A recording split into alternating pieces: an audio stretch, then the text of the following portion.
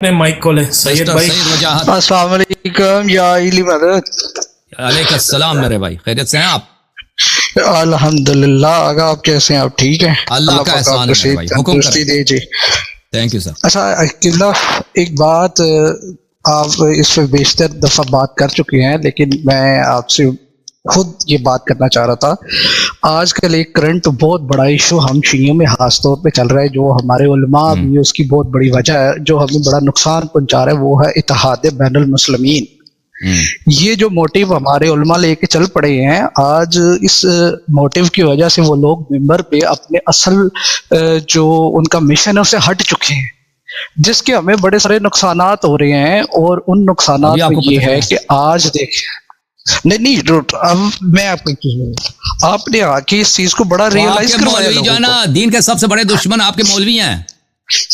Exactly یہ چیز میں آپ کو بتاتا ہوں.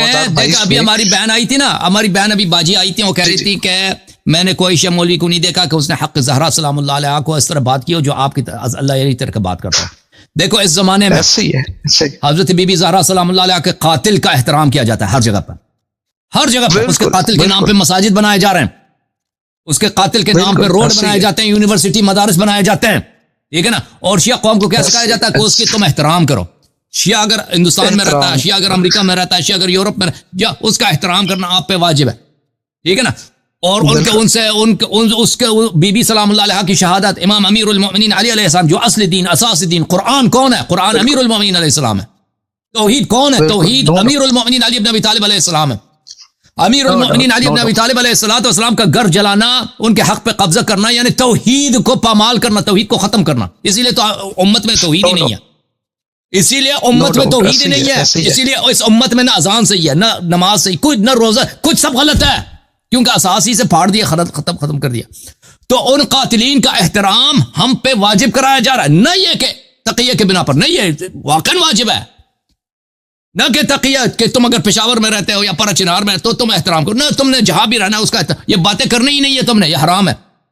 ابھی دیکھو ایران میں ایک ٹی وی اینکر، ابھی 2 دن پہلے کی بات ہے، وہ ایک مولوی آیا تھا نا، وہ ابوبکر کی تعریف کر رہا تھا، تو اس نے بیچارے نے اسے کہہ دیا ابوبکر پہ لعنت ہو. اس بیچارے کو جیل میں ڈال دیا، اس کے ساتھ 4 آدمی مزید کو جیل میں ڈال دیا ایرانی حکومت. اس پہ مقدمہ چلے گا توہین مذہب کا ایران میں.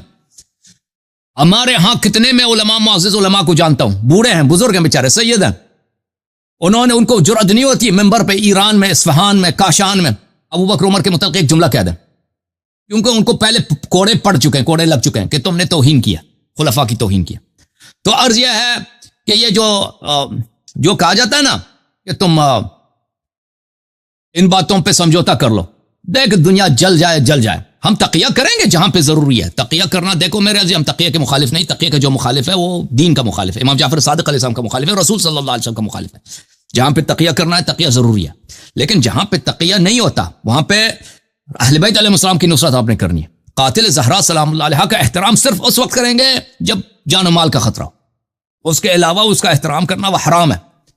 امیر المؤمنین علیہ السلام کے دشمنوں کا احترام ہم نہیں کریں گے، کبھی نہیں کریں گے، مگر یہ کہ کبھی جان و مال کو خطرہ ہو اسی حد تک کریں گے کہ ان کا جان و مال خطرہ ہٹ جائے. لیکن علمی لحاظ سے ان کے کرتوت بتانا، ان کے کردار کو بتانا لوگوں کو، ان کی اپنی کتابوں سے کہ دیکھو یہ ہے ان کا حق زہرا سلام اللہ علیہا کو کہنے والا، یہ اس کا علم ہے، یہ اس کا ایمان ہے، یہ اس کا دین ہے، یہ اس کی حالت ہے، یہ بتانا ہمارا فریضہ ہے.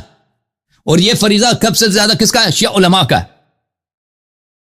اور یہ شیعہ علماء اس کے بجائے وہ قاتل زہرا سلام اللہ علیہ کے عزت کو بچانے کے چکر میں نا